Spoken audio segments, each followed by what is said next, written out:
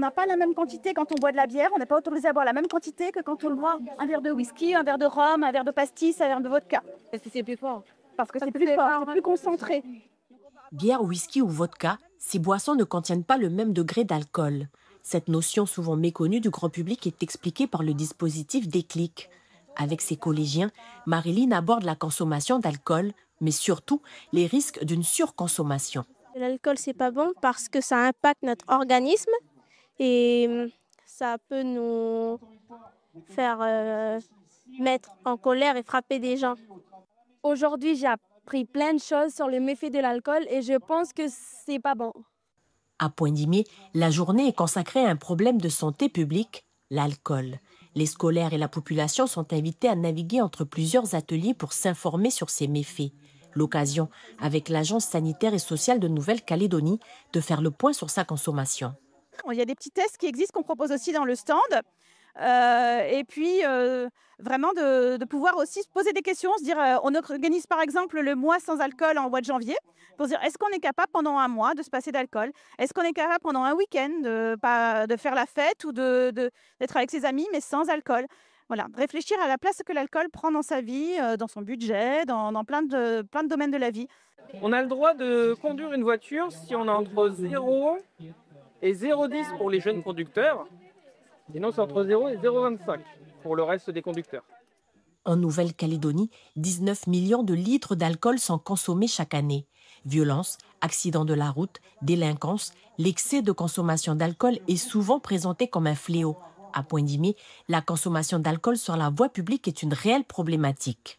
Ça fait à peu près 2 ans qu'on reçoit des plaintes d'administrés par rapport à des personnes en état d'ébriété au sein du village, par rapport à des actes d'incivilité, voire des agressions dans les foyers et tout. Donc, on a voulu mettre un panel de dispositifs qui appellent à nos jeunes et nos moins jeunes à être aidés dans leur addictologie parce que, oui, il faut le dire, c'est une maladie. On est accro à l'alcool et c'est pas évident. Est-ce qu'on peut boire?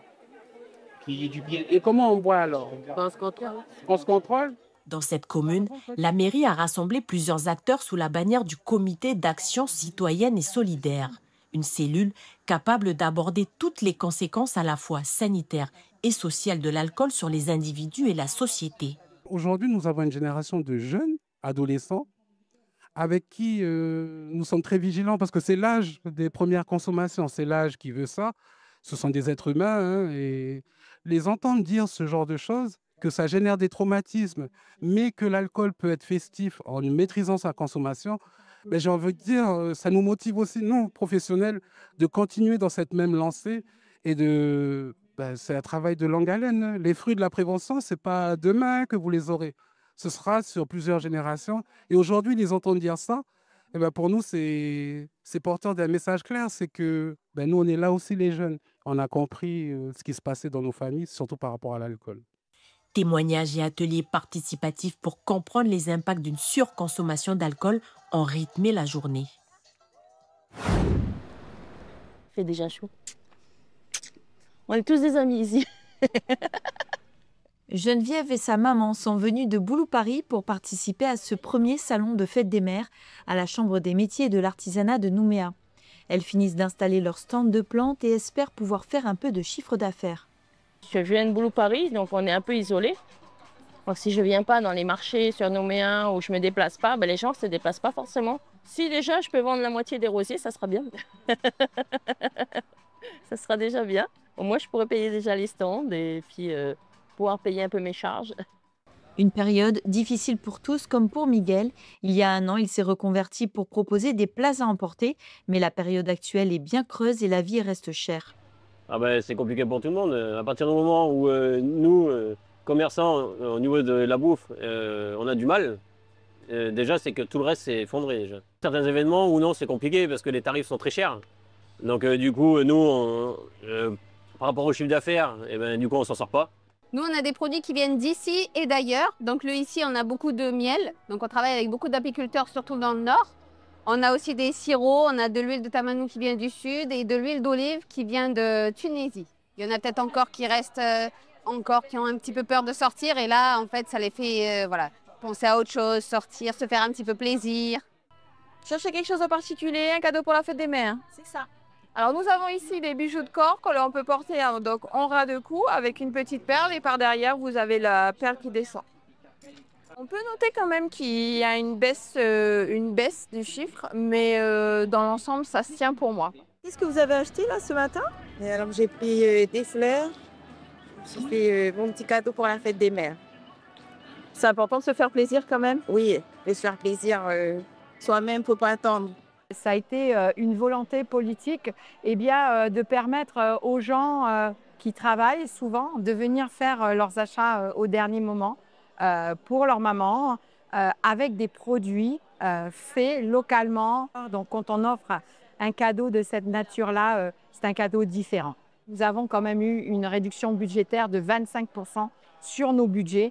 Donc nous essayons de faire les choses, mais nous ne pouvons pas déployer autant de projets que nous le souhaiterions.